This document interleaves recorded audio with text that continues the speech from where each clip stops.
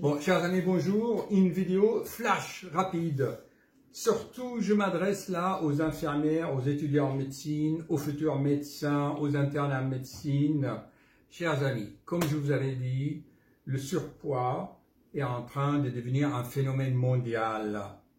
J'ai fait 3 vidéos là-dessus. 2 personnes sur 3 sur notre planète.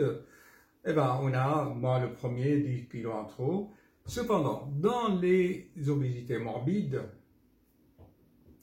c'est-à-dire là où on commence à voir des retentissements, des complications cardiovasculaires, il y a une complication assez fréquente, c'est les troubles rythmiques cardiaques qui sont d'origine multiple, surtout les apnées de sommeil, l'hypertension, tout cela, parce que c'est des facteurs multiples, causes, conséquences, on rentre dans des circuits comme les roues dentées, vous voyez, dans une montre, une roue va entraîner l'autre, l'hypertension va entraîner une dilatation de l'oreillette, les dilatations de l'oreillette vont entraîner des arythmies, les arythmies vont entraîner des emboles dans le cerveau, il faut donner des anticoagulants, il faut donner des antiarythmiques, des antihypertenseurs, on s'en sort plus. Donc l'idéal, quand un patient dit « Docteur, oui, j'ai maigri parce que je me fais des jus de légumes extracteurs », dit « Non, stop, qu'est-ce que vous faites comme mouvement ?»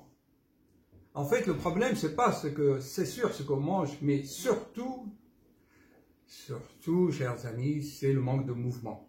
Voilà. Et en fait, on rentre aussi là dans un cercle vicieux, puisque, bon, avec le poids, on a moins envie de bouger, et puis voilà, on n'a plus de dopamine, plus assez de volonté. Bon, revenons au but, au message que j'aimerais transmettre dans cette vidéo.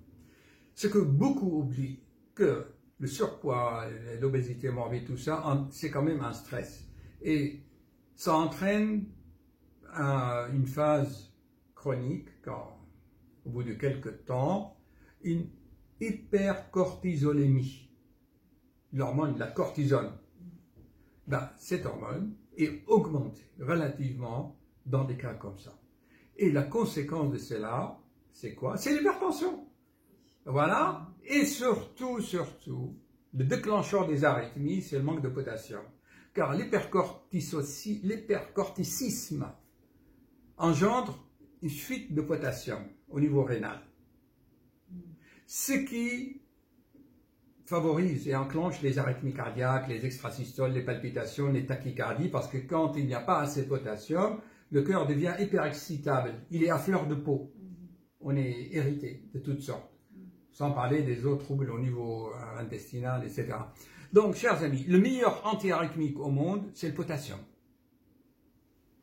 Donc, moi, je donne systématiquement, et je dis ça aux étudiants en médecine, aux internes, aux infirmières, donnez de spironolactone. Le spironolactone, c'est un épargnant de magnésium, donc ça lutte contre le stress, et de potassium. Comme ça, on est tranquille. Et en plus, ça aide le sommeil, ça détend, voilà. Donc, message urgent aux professionnels de santé, et les endocrinologues le savent, parce que madame qui est là, elle me dit que son endocrinologue lui a déjà parlé de ce problème de cortisol, d'hypercortisolémie. On appelle ça hypercorticisme d'entraînement, c'est-à-dire que le surpoids entraîne les surrénales à... donc c'est un stress pour l'organisme, donc paf, paf, paf, paf, d'abord c'est l'adrénaline, et ensuite quand les surrénales sont épuisées, on est fatigué, ben c'est le cortisol qui est à la phase de chronique, et le potassium fuit, et on rentre dans tous les problèmes des arythmies cardiaques, parce que le cœur est extrêmement sensible au potassium. Voilà, à transmettre, à partager. Vous voyez ?